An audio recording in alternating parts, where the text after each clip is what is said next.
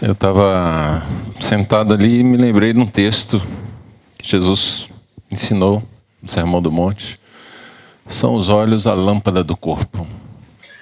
Se teus olhos forem bons, todo o seu corpo será luminoso. Se a luz que está em ti forem trevas, que grandes trevas serão. Nós vamos conversar um pouquinho sobre visão, sobre provisão e multiplicação. Se Deus der graça, a gente fala de tudo ainda hoje aqui, rápido. Bacana. Mas visão é um negócio sério, amados. E você é o que você vê. Você é o que você pensa. E você, o que você pensa é o que você vê. E se você está pensando mal, você vai estar em trevas. Então, aquilo que vemos determina o que somos e o que fazemos. Você não tenha dúvida disso. Ok?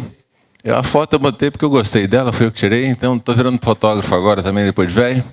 Mas vamos lá conversar um pouquinho sobre isso aqui, desde que eu me entenda com isso. Qual que aperta aqui, Vince? É o do meio ou do lado? Do lado, obrigado. Ok. Minha sogra fez uma cirurgia de olhos, eu estava esperando o tempo dela sair do hospital. E estava passando sessão da tarde, eu peguei a frase de lá. Então, tem que ser autêntico nas fontes, ok, amados? São os que veem o que ninguém vê, que fazem o que ninguém faz. Você vê alguma coisa que ninguém nunca fez e que é uma coisa inédita e que é algo diferente, é porque alguém viu diferente. Antes que seja feita qualquer coisa, ela precisa ser vista, ela precisa ser enxergada, ela precisa ser gerada, ela precisa ser criada. Então, isso é assim. Eu vou passar esse vídeo para descontrair um pouco o ambiente. E vocês vão ver um exemplo claro de visão. É do lado ainda? É. Aí vai rodar? Oi? Ué.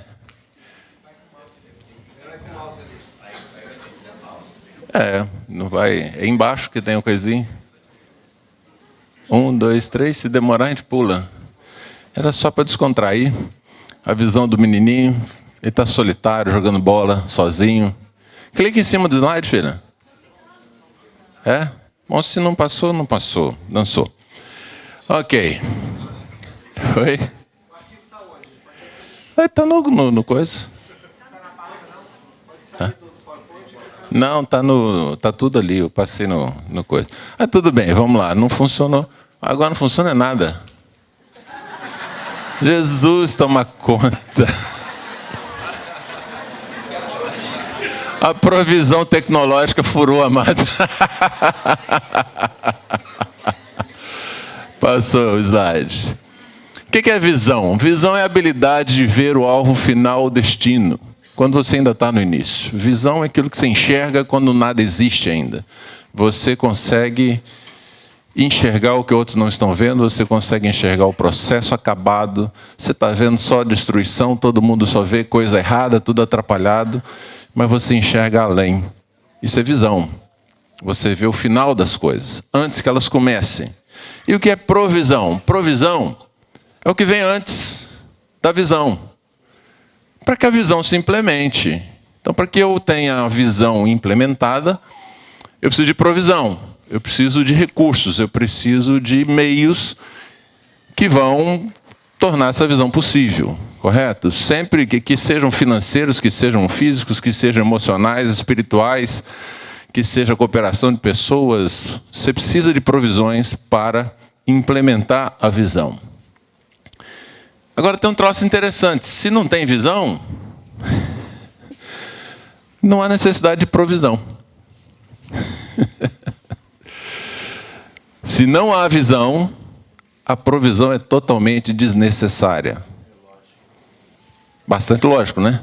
Se a provisão existe em função da visão, de repente a gente vai poder entender aqui por que às vezes falta provisão. Porque na verdade está faltando visão. De onde você olha faz toda a diferença. Colossenses 3, de 1 a 3, quer dizer, o seu ponto de vista muda totalmente as coisas.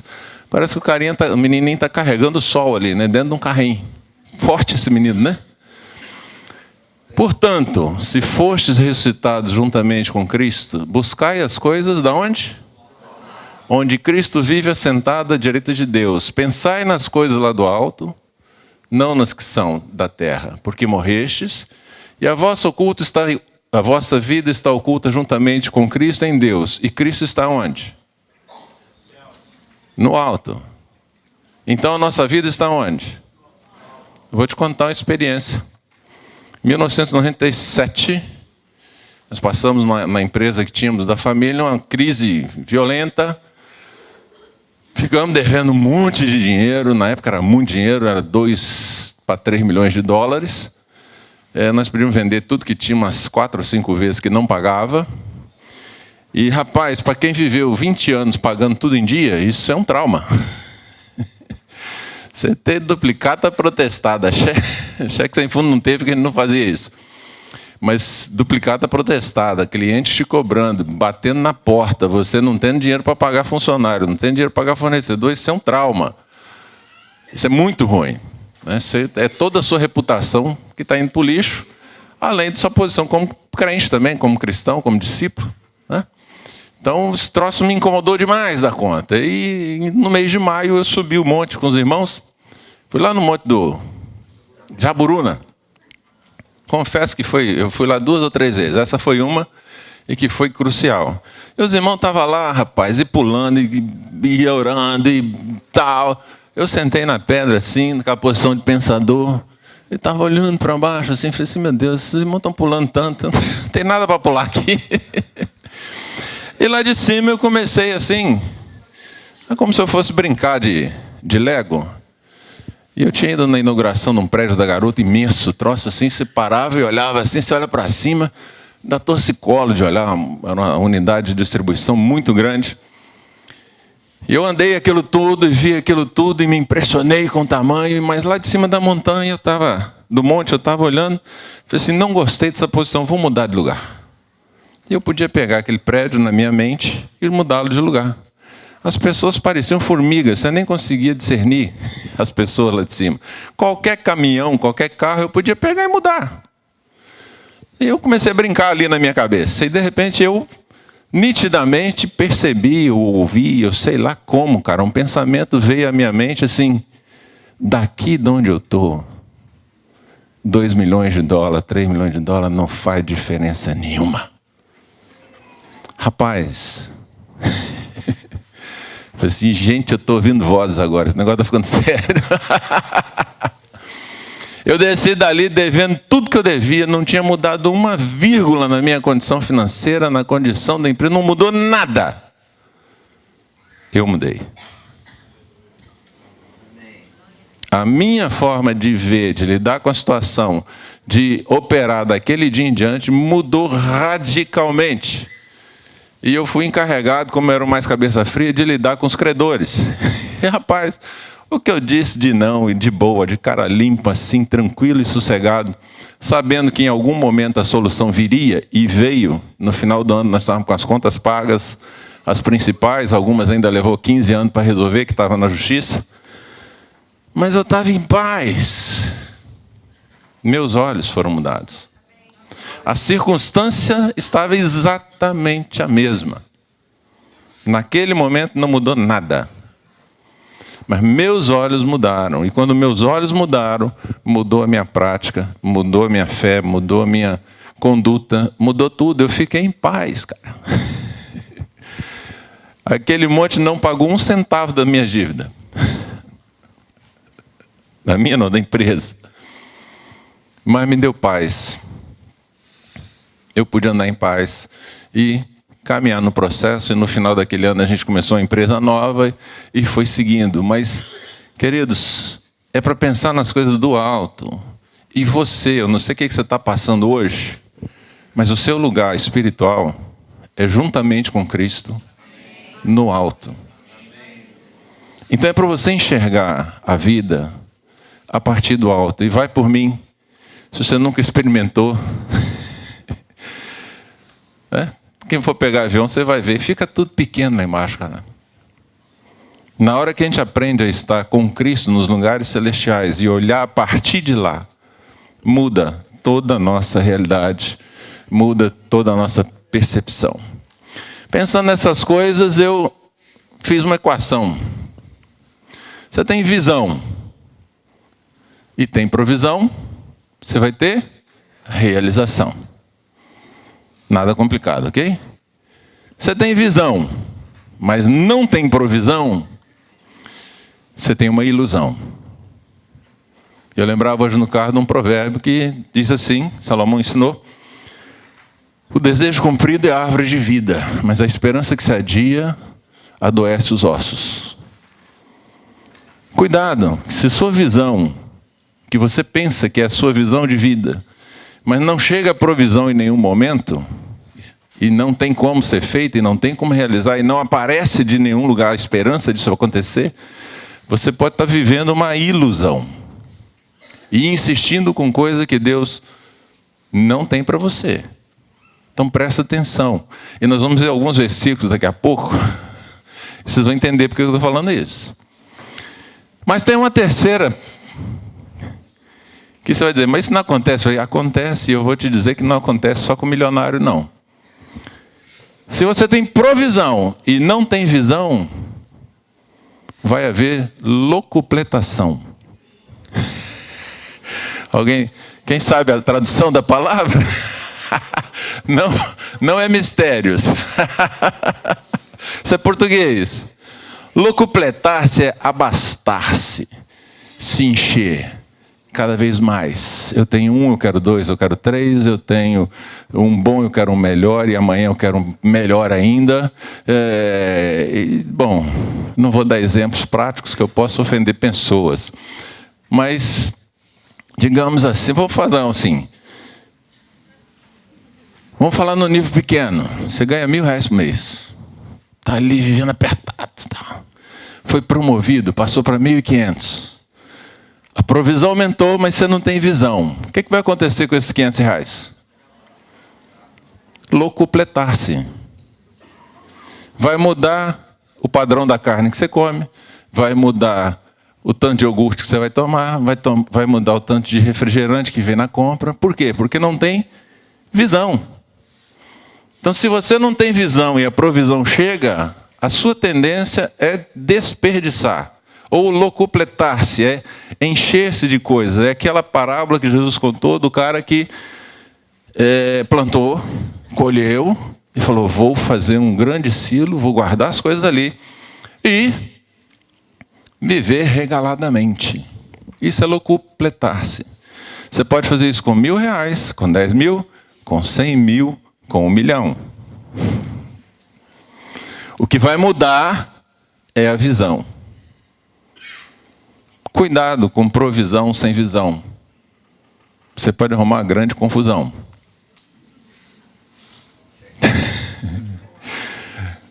Eu já vi gente se enrolar feio.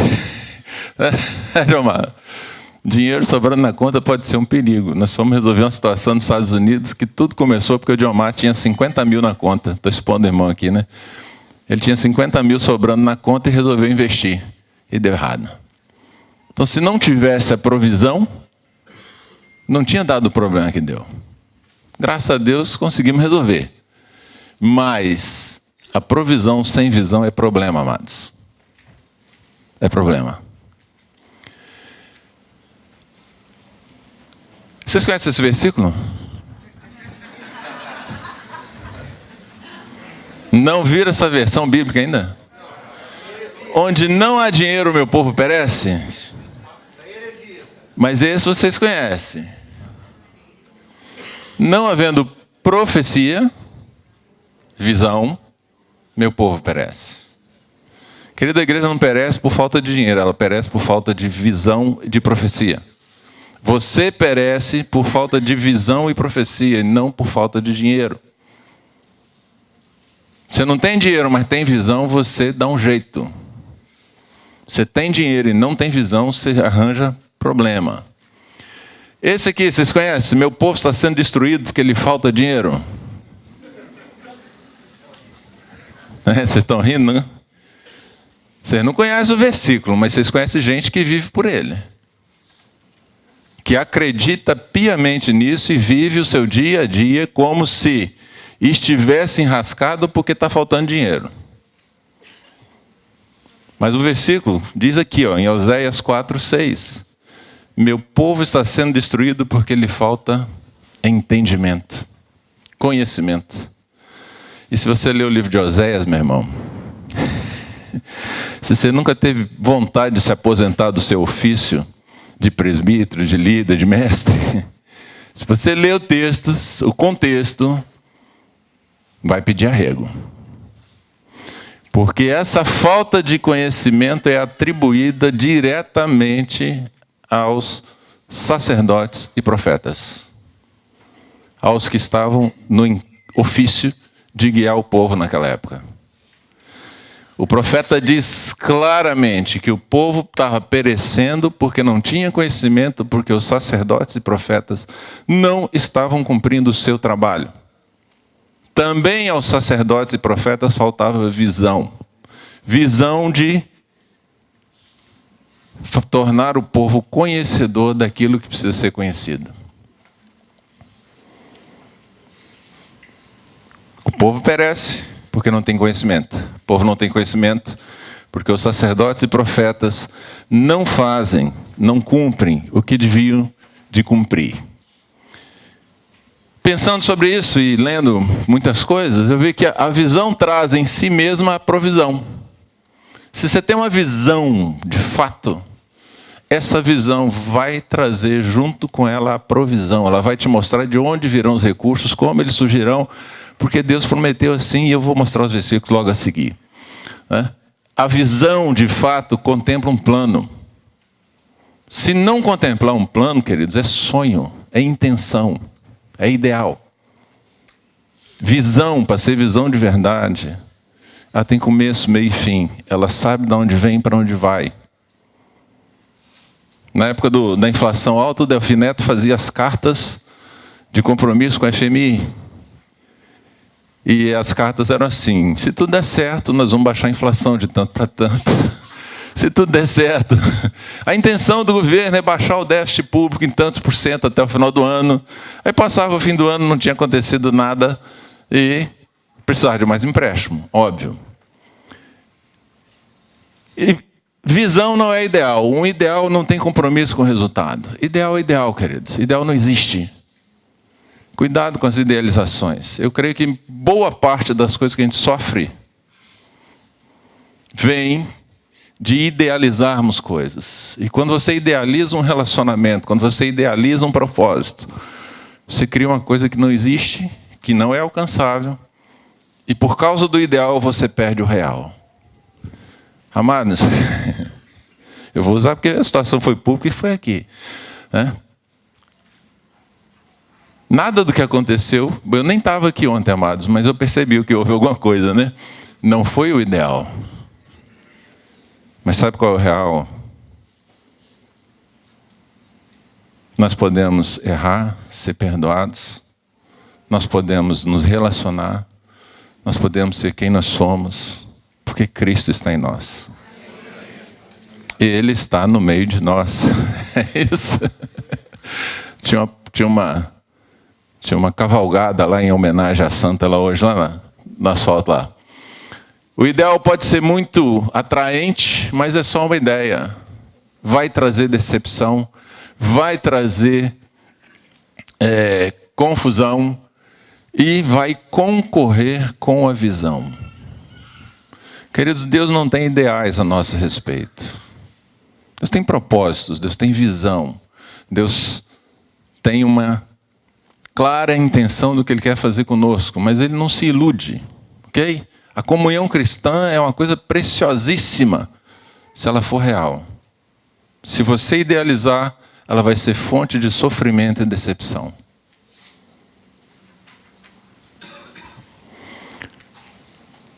Visão é igual propósito. Um líder, e aqui tem gente que não gosta dessa palavra, né? Não, líder não está na Bíblia. Não está. Mas na Bíblia tem pastor, apóstolo, profeta, evangelista, mestre. Na Bíblia tem presbítero, tem diácono. Na Bíblia tem guia. Na Bíblia tem tudo isso. Que na modernidade se chama de líder. Um líder é um que influencia. Se você influencia alguém, você é líder. Se alguém faz alguma coisa por influência sua, você está liderando. Ok? E você sempre influencia. Um líder sem visão é um cego guiando cego. Isso vai dar ruim. Você, como presbítero, como pastor, como diácono, com o ofício ou com o dom que você tiver, se você não tiver visão, você vai ser um cego que guia cegos. O final não será bom. A função principal de um líder é gerar outros líderes e não executar o trabalho. A função de um apóstolo, vocês já ouviram isso, eu vou repetir, é gerar apóstolos. Não é apostolar. A função do evangelista é ensinar outros a evangelizar e levantar outros evangelistas. Não é ele saindo fazer a obra de evangelista sozinho.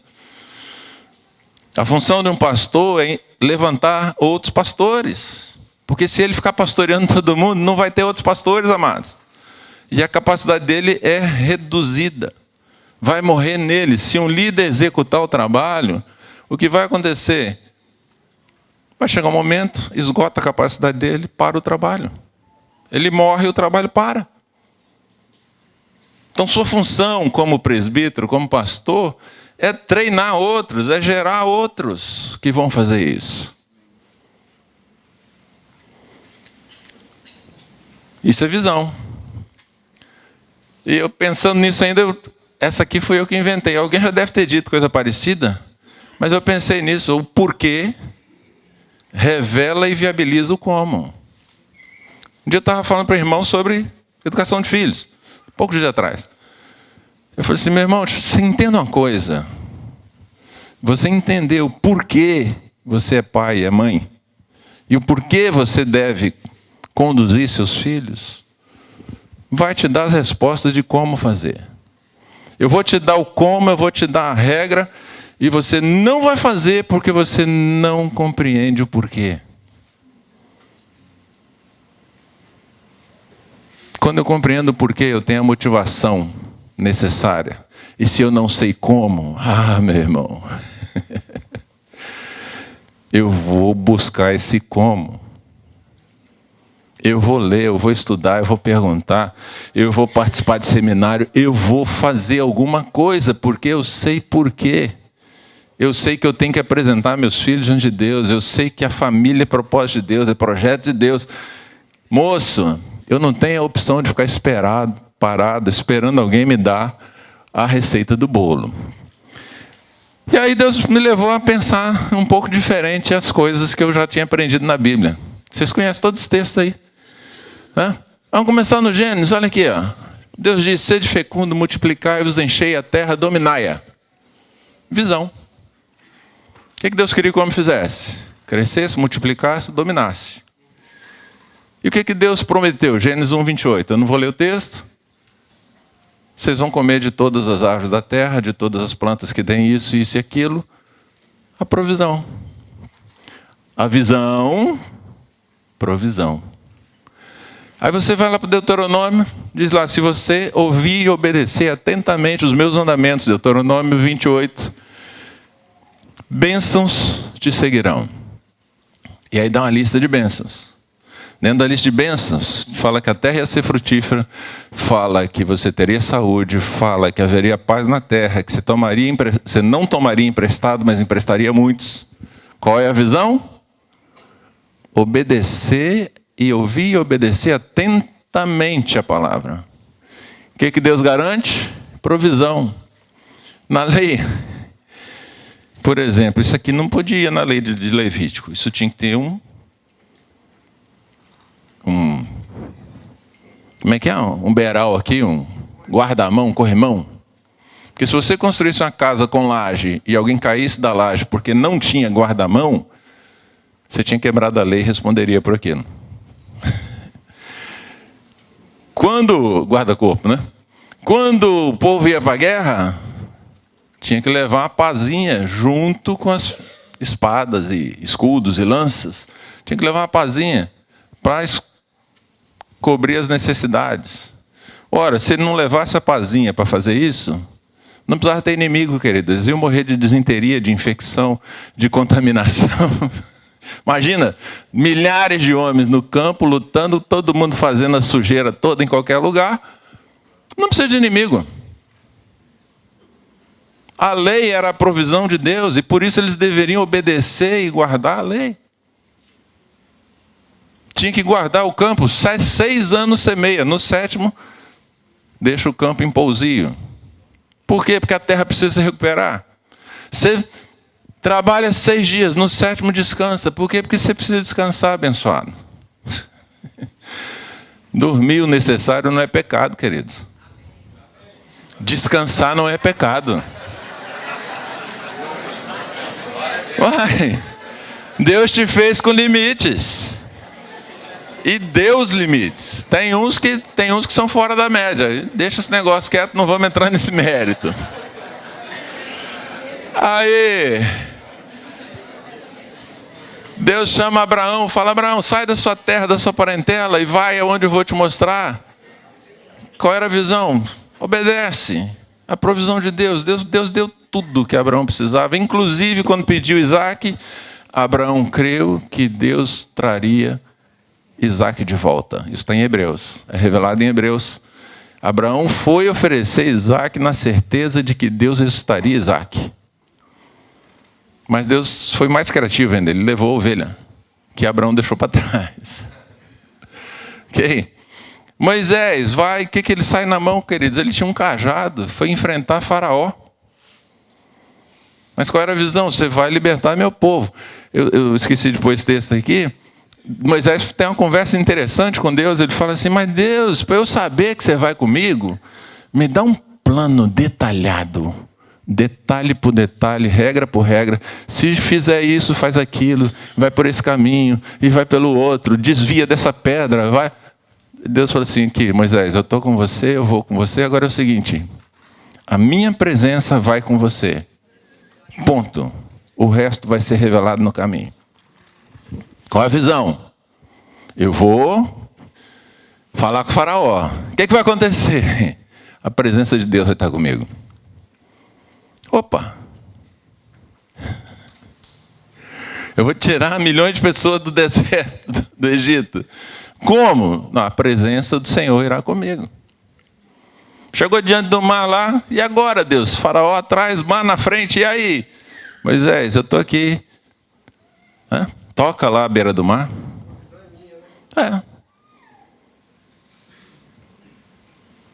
Vocês estão entendendo o que eu estou?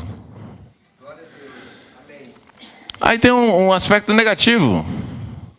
Lá em Ageu, lógico que eu não peguei todos, mas eu peguei só os que vieram à mente, né? O desprezo pela casa de Deus fazia o povo semear muito e colher pouco. Eu falei assim: cara, mas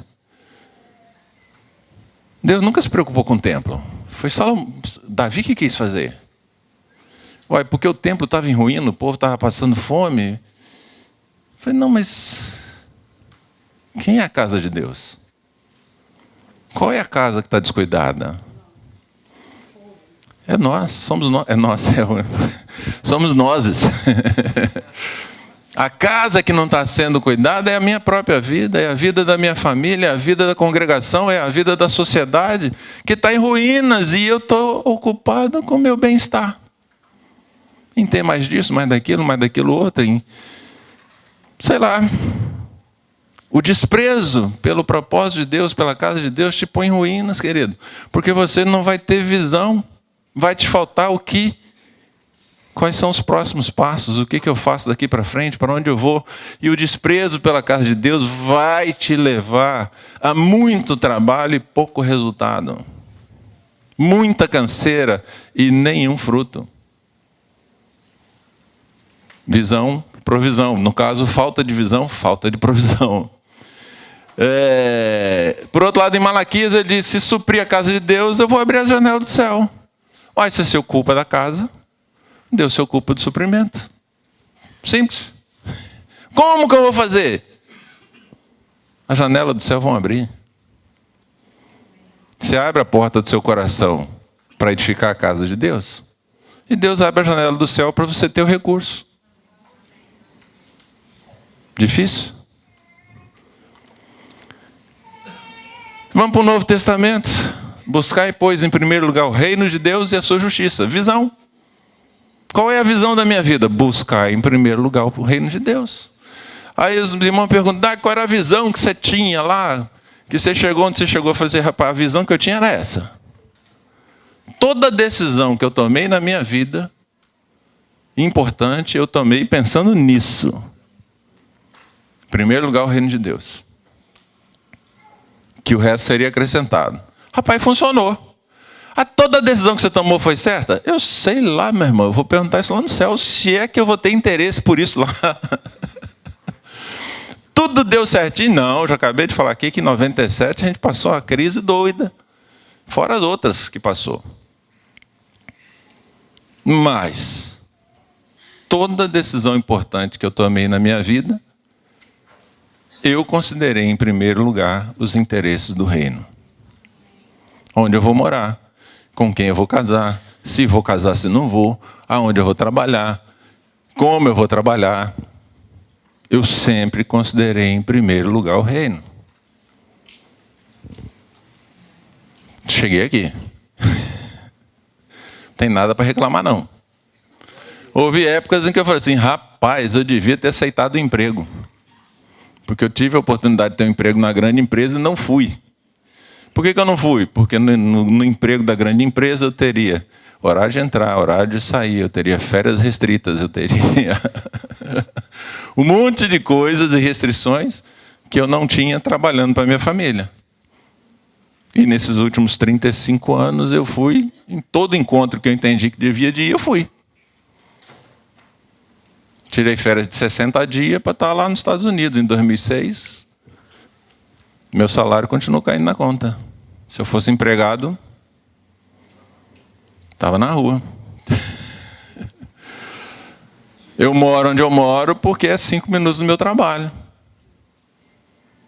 Porque eu queria o reino em primeiro lugar. Era importante, muito importante para a minha consideração de vida, morar perto da minha casa, porque eu queria almoçar em casa, eu queria ver meus filhos crescer, eu queria acompanhar as coisas. Qual foi a decisão? A visão? Buscar o reino. O que Deus fez? Rapaz, me deu mais do que eu esperava. Mais do que esperava. Aí você vai pegar o Sermão do Monte, eu não vou pegar todos, mas Deus diz assim, bem-aventurados os que choram.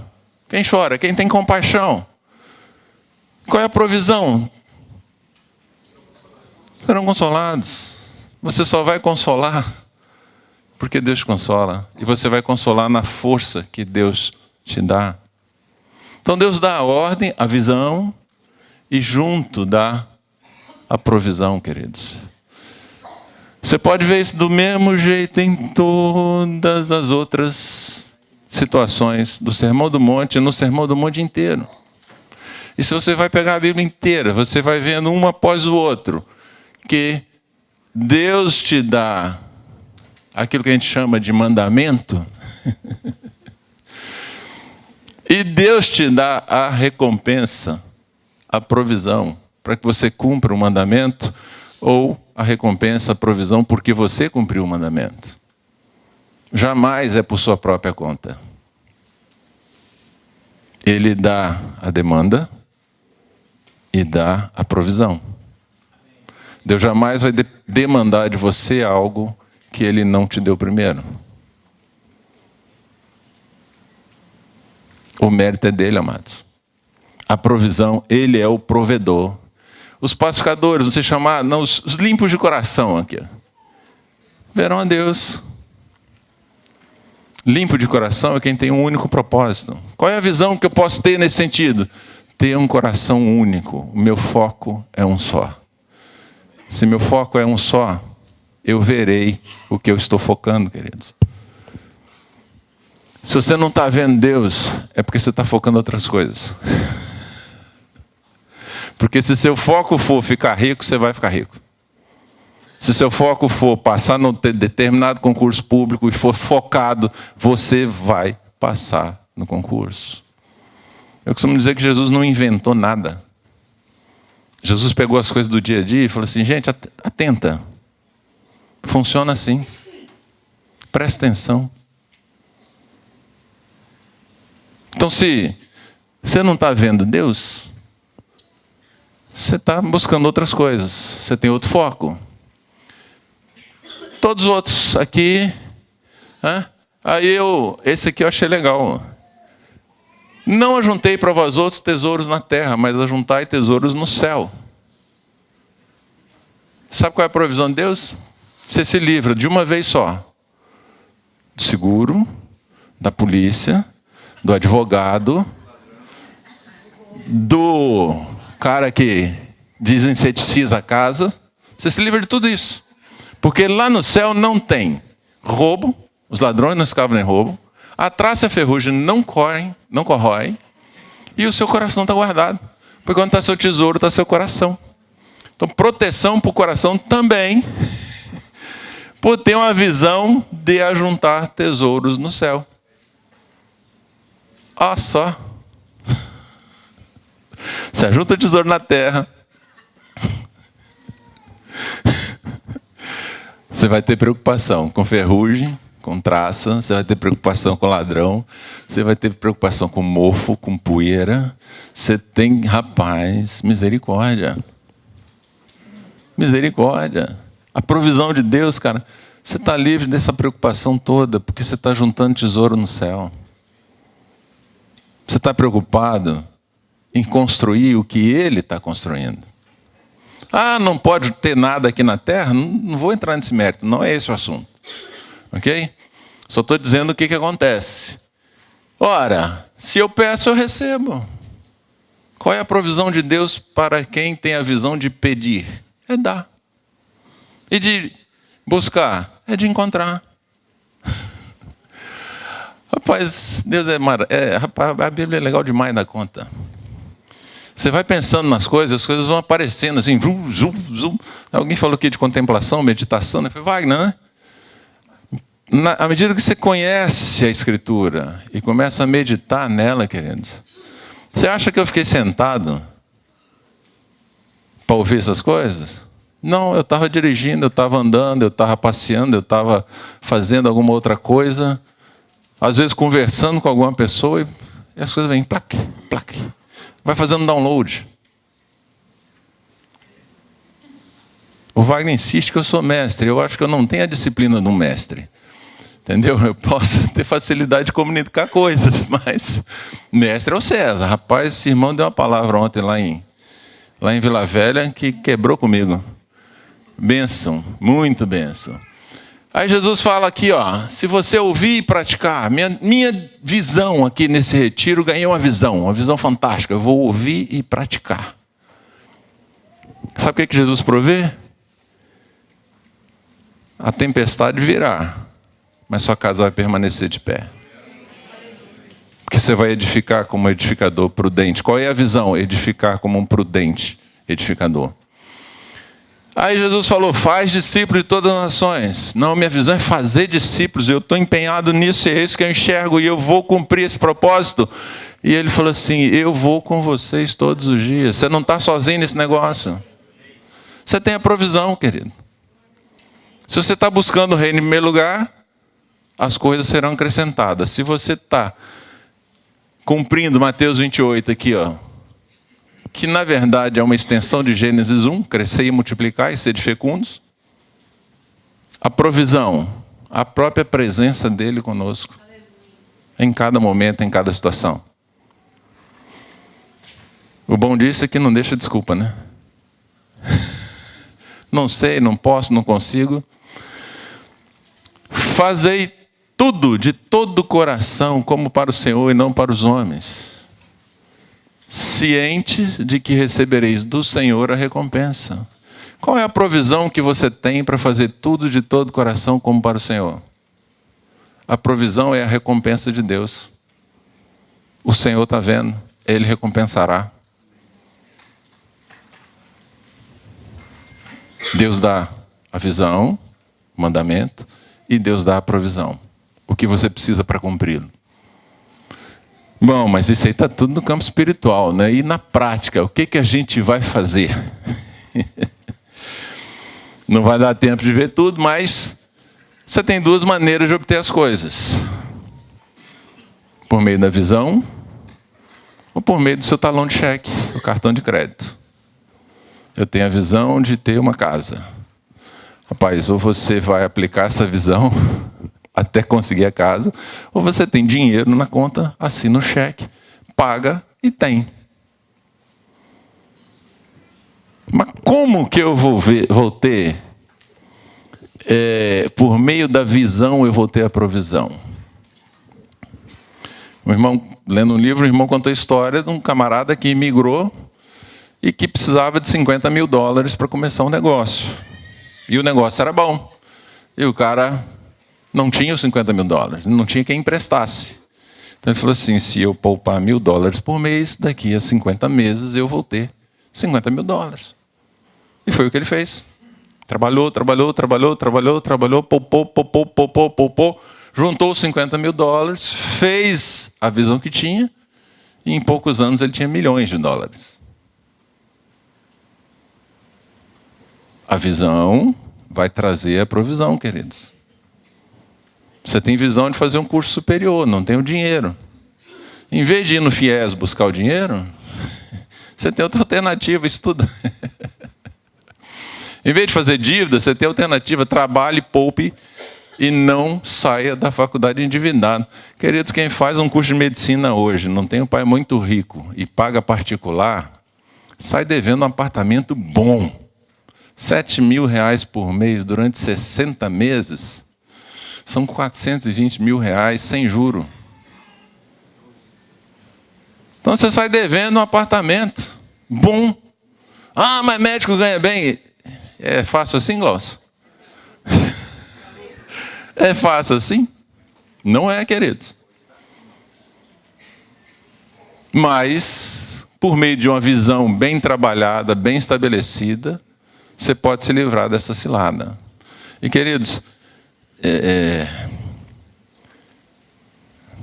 a visão do empréstimo, você pode pegar dinheiro emprestado, não é problema. Se você vai usar em coisas que multiplicam, não tem problema. Mas cuidado, porque isso é um laço. Perguntaram para o irmão assim, cara, como é que você chegou ao sucesso? Ele falou, television, que era americano. Aí ele falou, mas como assim? Você faz propaganda? Você é diretor da televisão? Não. Você criou alguma coisa na TV? Não. É tell a vision. Fale da visão. Fale da visão. Sabe o que nós fazemos, querido? Nós temos grandes ideias maravilhosas, mirabolantes, e nós escondemos. Porque a gente tem medo do outro copiar a ideia.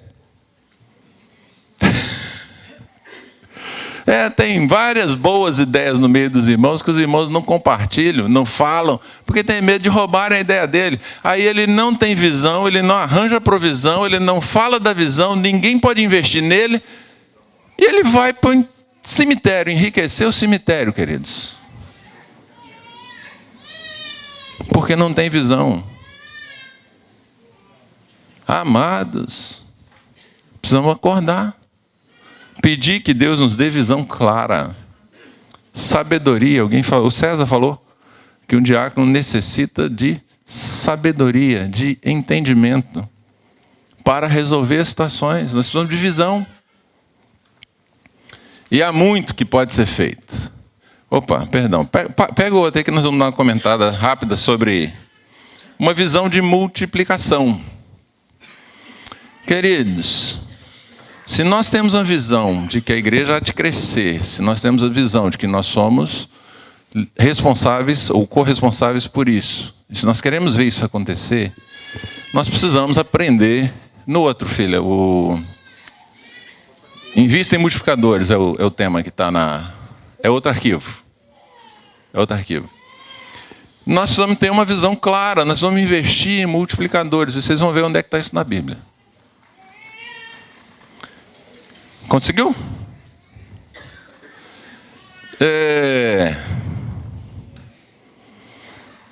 Porque se você investir em pessoas que não multipliquem, vai complicar. Esse texto já foi citado aqui, Mateus 20, 25 a 28. Então Jesus, chamando-os, disse: sabeis que os governadores dos povos os dominam, e que os maiorais exercem autoridade sobre eles. Não é assim entre vós. Jesus está deixando claro, aqui ó, lá é assim, entre vocês não. Pelo contrário, quem quiser tornar-se grande entre vós, será esse o que vos sirva. Opa, a autoridade no reino de Deus não vem por imposição, por influência, por poder de manda. Ela vem pelo poder e a capacitação do serviço. O que me dá autoridade é o meu serviço, não é a minha função. Ok? Lá, os poderosos, o que dá autoridade é a nomeação. Okay? Foi nomeado delegado, foi nomeado presidente, foi eleito deputado, tem autoridade. Ah, teve dinheiro, construiu uma empresa e é dono da empresa, ele tem autoridade. Ele é dono, ele manda. Ok? Entre vós, quem quiser ser o maior, seja o servo de todos. Queridos, tem problema com isso, é com Jesus, não é comigo não, tá? E quem quiser ser o primeiro, será vosso servo. Tal como o Filho do Homem que não veio para ser servido, mas para servir e dar sua vida em resgate de muitos. Então Jesus falou assim, aqui ó, presta atenção, povo meu, é do jeito que eu fiz. Não é do jeito que César faz. O César de Roma, não o César que estava aqui ontem. Do jeito que o César faz, não, lá não serve, aquilo é bom para eles. Aqui, eu sou o padrão. E eu sirvo ao ponto de dar a minha própria vida. E aí, não é isso? Em 2 Timóteo 2:2, Paulo deu um princípio fantástico. O que de minha parte ouviste, através de muitas testemunhas, isso mesmo transmite a homens fiéis e idôneos para instruir outros. Ó, olha que beleza. Faz favor, Vinci, vem aqui. Você está cansado, você dormiu pouco à noite. Vou te ajudar a vencer o sono. Então nós vamos fazer um teatrinho aqui e nós vamos representar.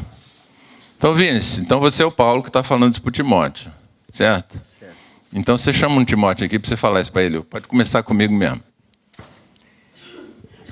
É? Aqui lá. O que é para eu fazer? Eu espero isso de você, Dag, há tanto tempo. Anda comigo. Eu te amo muito. Quero que você ame aos homens. Beija, abraça, seja carinhoso. Que você possa instruir as coisas que eu tenho compartilhado com você.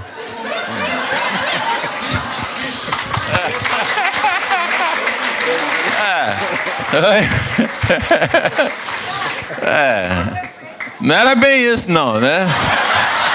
Porque é assim. É porque é assim.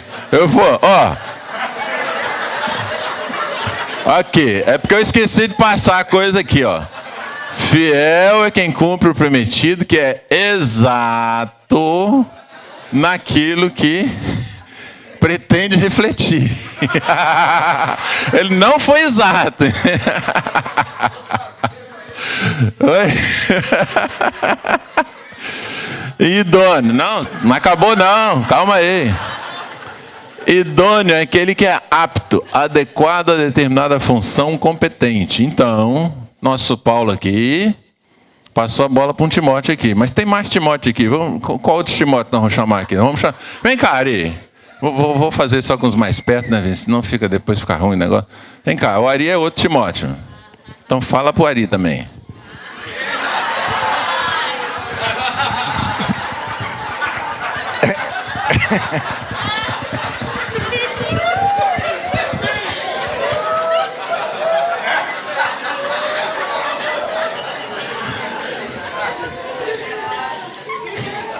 Ari, eu sei que seu coração está aberto comigo.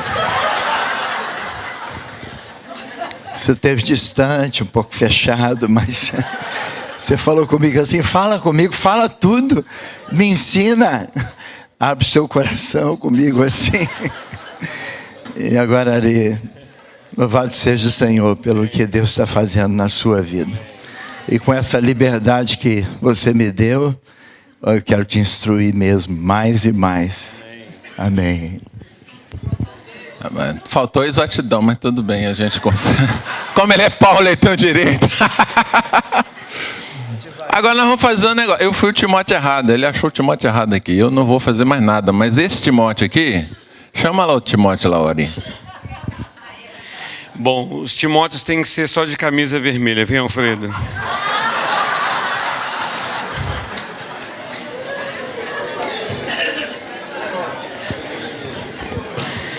Também quero honrar a Deus e tudo aquilo que Deus está fazendo na sua vida. E eu quero te dizer o seguinte, e o que da minha parte ouviste através de muitas testemunhas, isso mesmo, transmite a homens fiéis e também idôneos para instruir a outros. Amém. Agora, Timóteo, você é um senhor ótimo obediente. Faz o que o Ari falou com você. Pode escolher qualquer um. Vem, Gobi. Camisa verde. Vem cá.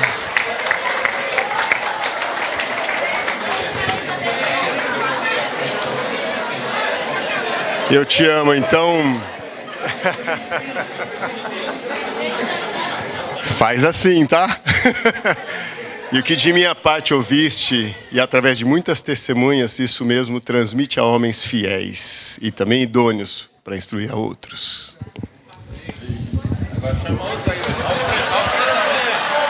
Alfredo é 10 também, chama outro. Oi? Chama outro, Timóteo. Eu? Chama outro? É o Gobi. De vermelho, de vermelho. Qual de vermelho? O Marcelo de Teixeira de Freitas. Ah, Marcelo Teixeira de Freitas.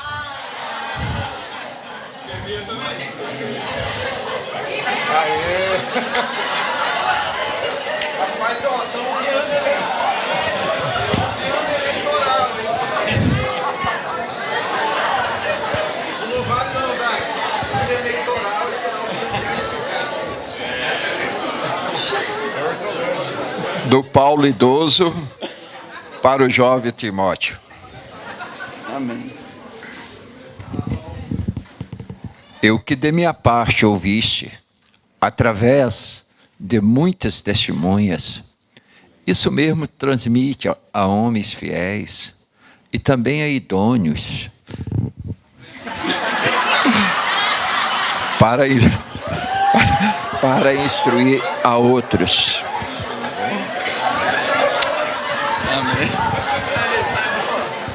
Fica mais um pouquinho aqui.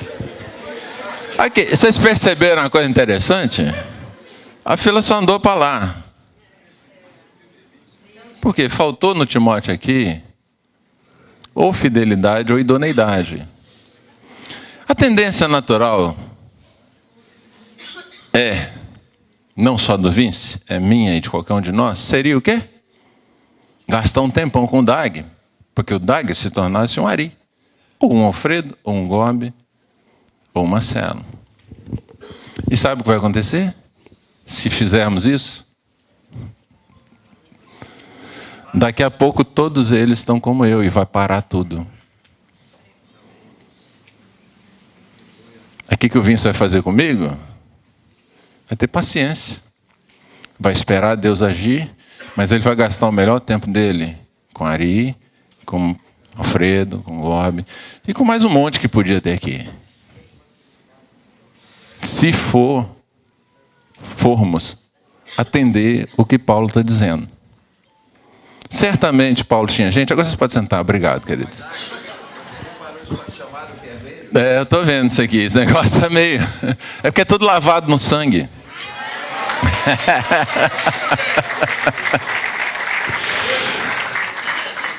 Vocês percebem, queridos, Paulo não está dizendo aqui, despreza aquele que não vai andando bem. Paulo disse assim, Timóteo, presta atenção, o que você ouviu de mim, fala para gente fiel e idônea. Fidelidade é a capacidade de reproduzir com exatidão. Que isso é fidelidade. E idoneidade é aptidão, é ter a capacidade de fazer, de realizar. Por isso que a esposa é uma companheira idônea. Ok? Tem a capacidade de ser. Está habilitado a ser.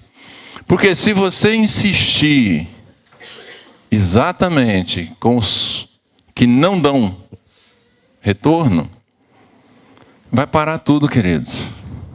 Para tudo. E você gasta tempo, horas, dias, meses e anos. E infelizmente você vai acabar, se algum desses aqui tiver alguma carência afetiva, ele vai falar assim: rapaz, o jeito de chamar a atenção dele é dar problema. Vou criar um problema. Eu já vi muito filho pequeno fazendo pirraça para ter a atenção do pai, porque o único momento de ter a atenção do pai era a correção. Quem merecia correção era o pai. Porque não estava dando atenção para o filho. E às vezes, queridos, a intenção é boa, a nossa intenção de coração é boa, e não é, em nome de Jesus, me entendo, não é para jogar fora. Jesus não rejeitou um só dos que foram a ele. Nenhum que vem a mim eu lançarei fora. Por favor, vamos entender isso aqui. Porque por um tempo eu entendi isso errado também. Eu achava que os demais que não frutificavam, que não multiplicavam, que eu tinha simplesmente que esquecer e deixar de lado.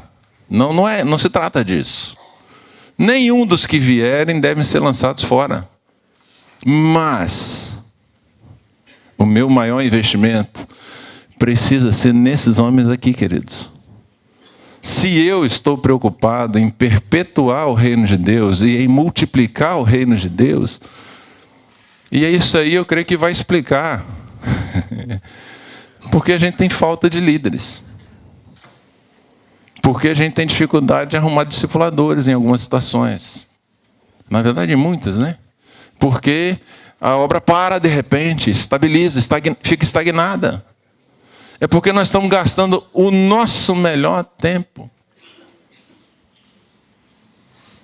em situações que não vão multiplicar. Se você fizer isso no seu comércio, ele quebra. Se você fizer isso na sua indústria, no seu serviço, você quebra. Se você pegar um funcionário ruim e insistir nele o tempo todo, você vai fazer toda a sua equipe medíocre. É o que se faz no ensino público hoje, no ensino em geral. Você tira a média pelo inferior. Isso no correr do tempo vai ser a mediocridade total.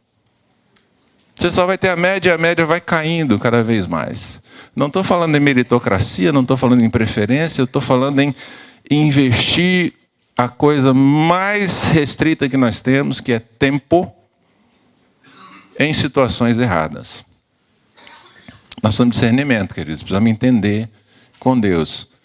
Jesus tinha muito mais discípulos do que os 12.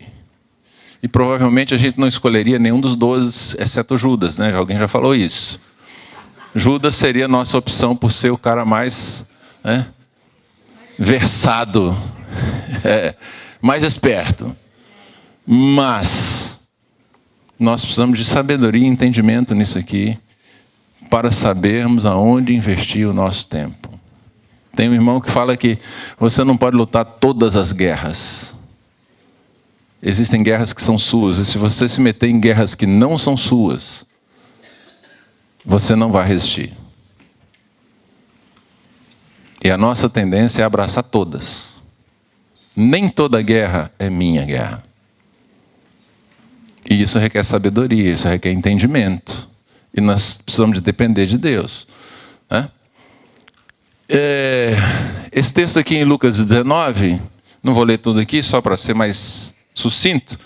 Jesus conta a história de um rei que se ausenta do país, chama 10 servos, dá uma mina para cada um. Essa mina era um valor que, pelo que eu li, equivaleria a 100 denários ou a 100 salários de um dia. Vai, fica um ano lá, quando ele sai, o povo diz assim: rapaz, nós não queremos esse cara reinando sobre nós não, e tem um mutim. Mas ele vai assim mesmo, conquista o reino, resolve as coisas, um ano depois ele volta. E aí? O primeiro chega e fala assim: ó, você me deu 1, tem 10. Muito bem, servo bom e fiel. Foste fiel no pouco, sobre muito te darei 10 cidades para ele governar. Pô, de 2.000 denários para 10 cidades. A multiplicação de Deus é fantástica. Aí chegou outro, não, senhor, você me deu 1, tome 5. Muito bem, servo bom e fiel. Foste fiel no pouco, sobre muito te colocarei. 5 cidades para ele governar. Vem o outro assim, ô senhor, o negócio é o seguinte, está aqui seu talentinho aqui, eu sou... como é que é o nome do trem aqui? Mina, sua mina está aqui? É o seguinte, eu sei que você é um cara duro, que colhe onde não plantou, arranca o que não semeou, esse negócio aqui é linha dura, então eu fiquei com medo. Escondi e estou devolvendo. Rapaz, o rei ficou bravo com ele. Ele falou assim, quê? Essa é a visão que você tem de mim? Se você sabia disso, você no mínimo tinha que ter posto isso com os banqueiros. Que pelo menos eu ia receber o juro da poupança aí, né? Nos nossos dias. No mínimo eu teria um pouquinho de juro. E você sabendo, então, você vendo a mim como homem mau e perverso, você tem a coragem de me apresentar o talento sem ter feito nada com ele? Sai da minha presença. Dá o que estava com ele para o que tem 10. Mas ele já tem muito. Não. É isso mesmo. Desse jeito. E o que tem pouco até o que tem será tirado. Está lá, não fui eu que falei isso. E os outros que se rebelaram, quantas minas ele deu? Para quantas pessoas? Por que só aparece 3 ali? Eu acho que os outros 7.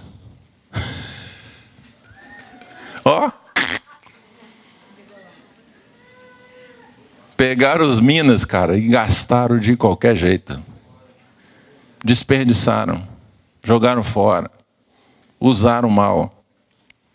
Não honraram o rei que deu a mina para eles.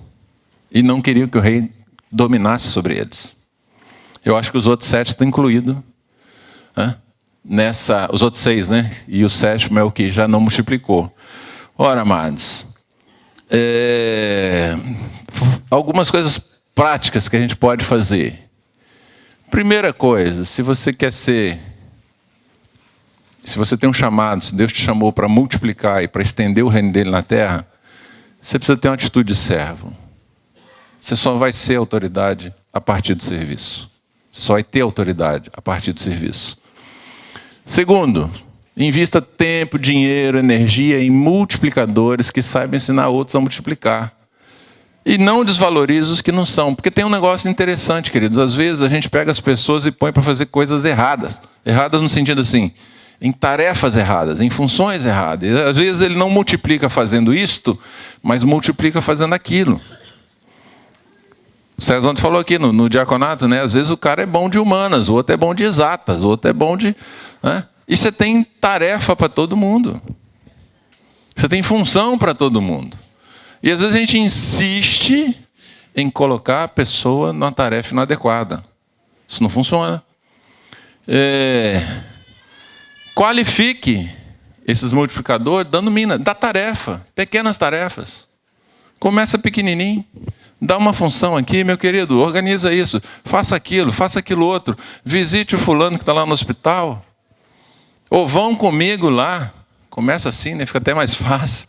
Vamos comigo lá no hospital para visitar o doente. E na hora que chega lá, bota ele para orar, não ora você. O cara apareceu aqui, está querendo ouvir, vá lá e fale para ele. Não sei, então vamos lá junto, nós vamos falar junto. Dá a tarefa. Porque também, às vezes, a pessoa não faz nada porque não dá tarefa nenhuma mais.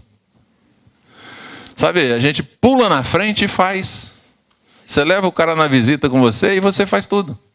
E ele fica lá, igual a estátua. Não fez nada. Ué, que função tem isso? Nenhuma. Deixa ele orar. Se ele orar errado, depois você ajuda ele a orar direito. Ensina também. Mostra. Dá um prazo para prestação de contas. Você deu a tarefa para alguém, tem que ter tempo para devolver a tarefa, senão é muito fácil. E você vai ver que tem gente que cumpre a tarefa, tem gente que cumpre mais ou menos, tem gente que não cumpre. Você vai ensinar o outro que deve cumprir, mas eu vou investir em quem? Quem trouxe? Eu vou contar só uma historinha aqui, eu já estou quase acabando.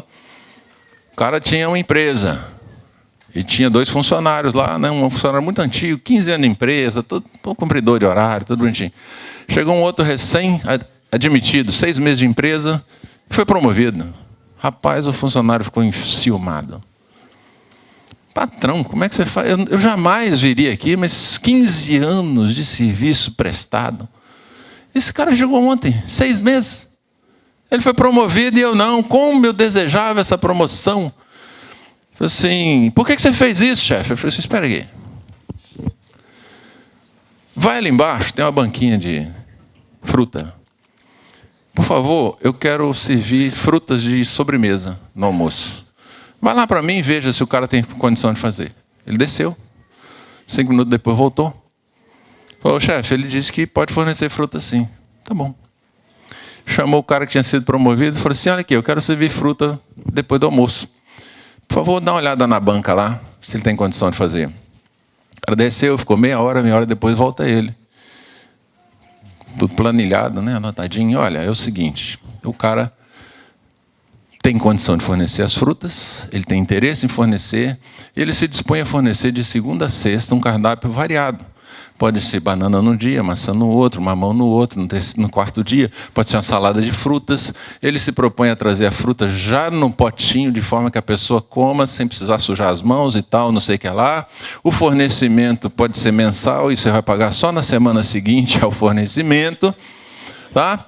E ele vai custar X reais por dia e ele pode começar a partir do dia tal.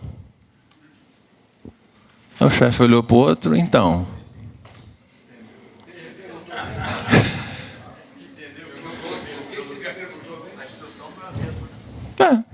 A instrução foi a mesma. A iniciativa é totalmente diferente. Rapaz, para esse funcionário de 15 anos, só uma conversão para ele mudar. Entendeu? Só uma conversão. Porque você vai insistir com ele, insistir.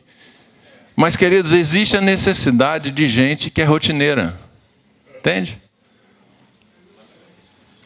Tem coisas que necessitam de rotina. E a gente precisa das pessoas. E tem coisas que tem que ter iniciativa. E se você põe invertido, você vai matar um de tédio e o outro vai ficar deprimido. Porque a pressão é grande. Então, se ele for fiel, invista lentamente. Se ele já multiplicar de cara e mostrar, rapaz, investe com mais força. Não deixa ele para trás. A tendência nossa, queridos, vou repetir, é pegar o cara que está indo bem e falar assim, não, ele está indo bem sozinho, deixa ele ir. Lá na frente você vai reclamar que ele está fazendo mais do que você queria que ele fizesse. E corre o risco de pular na sua frente mesmo. Tá? Se esconder a mina e arrumar desculpa, não insiste. Você vai cuidando ainda ali, vai mantendo, aguardando que a fichinha caia para que ele mude.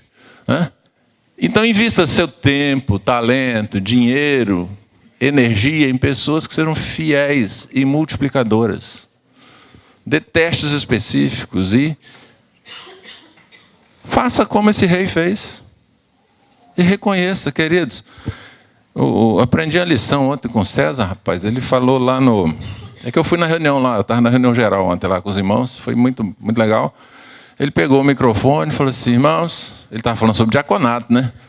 Então eu quero aqui agradecer os irmãos que arrumaram essas cadeiras para nós.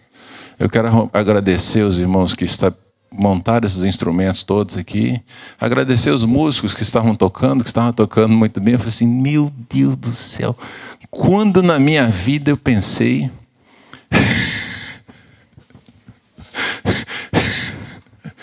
Quando na minha vida eu pensei em começar a palavra desse jeito. Mas nunca. Confesso. Queridos, nós precisamos reconhecer o que os irmãos estão fazendo. Precisamos reconhecer quando ele faz certo. Estimular, animar, encorajar. E eu vou parar por aqui. Quando fala em Hebreus, para a gente não deixar de congregar, ele diz o porquê. Ele fala assim, cara, não deixa de estar junto.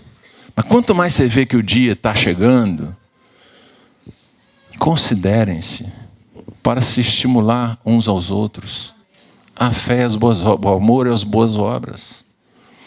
Queridos, o ajuntamento é para animar, não é para tratar.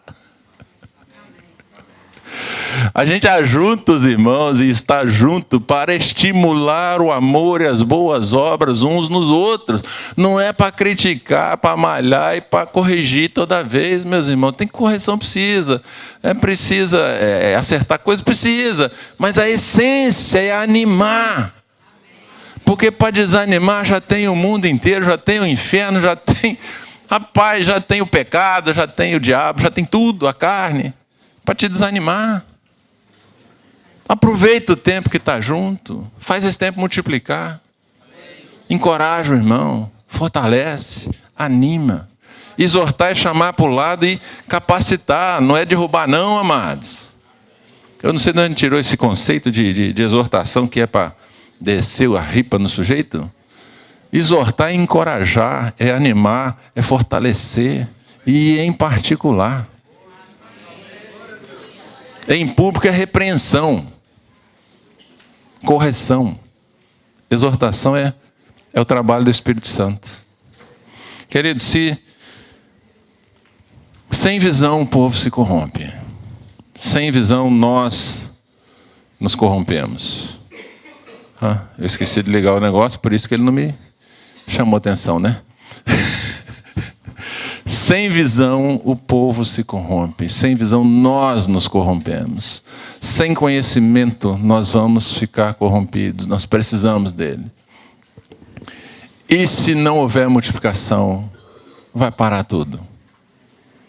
Nós vamos morrer. E morre tudo junto. Eu sei que tem alguns irmãos que creem piamente que não morrerão, que não vão ver a terra por baixo, né? Que serão arrebatados.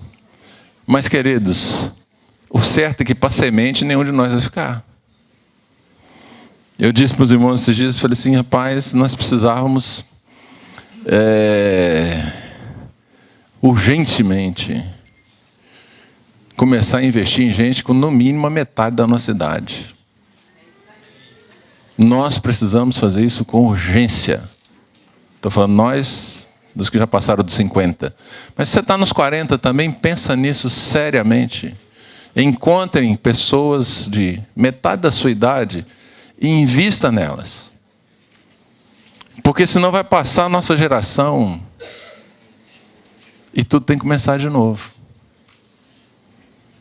Nós precisamos investir em multiplicadores. Nós precisamos investir em pessoas fiéis e idôneas que vão transmitir a outras. E vão transmitir a outras. E aquelas que nesse momento não demonstram isso, nós vamos deixar ali por perto, porque em algum momento a ficha cai. E no momento que a ficha cair, ele se torna um potencial multiplicador. E aí a gente vai investir as fichas todas nele. Não vamos deixar ninguém para trás. Não vamos deixar ninguém para trás, mas, meu irmão, pelo amor de Deus, invista naqueles que estão indo bem, para que eles possam ir melhor. E eles vão te aliviar a carga e vão te ajudar com aqueles que não estão indo tão bem. Essa é questão de sabedoria. Ok? Obrigado por terem se comportado bem, né? É o terceiro dia que nós estamos aqui. Obrigado, amados, pela atenção, por estarem, né, atentos. Eu só quero... esse livrinho eu queria dar um testemunho rápido. Tem 2 anos que eu venho compartilhando sobre videira e o que a gente foi descobrindo lá. No próprio livro eu digo, isso não é um tratado de teologia, muito menos um tratado de agronomia, né? Mas o que Deus me deu mexendo com as coisas, lá com as plantinhas. E alguns irmãos falaram, você precisa escrever. E aí eu escrevi. Aí eu dei para alguns ler, eles falaram, você precisa editar. Eu falei assim, mas eu vou editar isso. Aí eu perguntei para outros, eles falaram, você precisa editar. Eu falei, mas dá muito trabalho. E aí um irmão, eu escrevi, uma irmã leu, sugeriu coisas, eu aumentei. Aí eu mostrei para o outro falou, manda assim mesmo para a gráfica, porque tá bom. E aí eu mandei para a gráfica e voltou. Aí a Silvinha me ajudou na correção, assim, nos 45 do segundo tempo. Tinha muita coisa para corrigir. Pensei que eu escrevesse melhor. Né? Eu fiz uma ideia de capa que ficou horrível. Pedi ao irmão ajuda lá para o Marcelo Mosqueta em Campinas. E ele falou assim, cara, isso aqui é minha área, eu vou te dar essa capa. Então, isso é um trabalho de um artista renomado internacionalmente, queridos. Essa capa... Esse irmão expõe na Europa, expõe nos Estados Unidos, Japão. O irmão é top. Então, foi uma obra, assim, de muitas mãos. Né? E sem pretensão nenhuma. Está aí, que possa servir de ajuda, de edificação. Obrigado, irmãos. Eu não esperava que tanta gente me cumprimentasse. Aliás, não esperava cumprimento nenhum. Eu fiquei curioso. Na hora que eu botei o negócio na internet, começou a vir, Dag, que legal. Eu falei assim, rapaz, ninguém nem leu o que está escrito. Não, eu dei, para quem pediu, eu dei autógrafo, mas não vou fazer festa, não. Tem coquetel, não.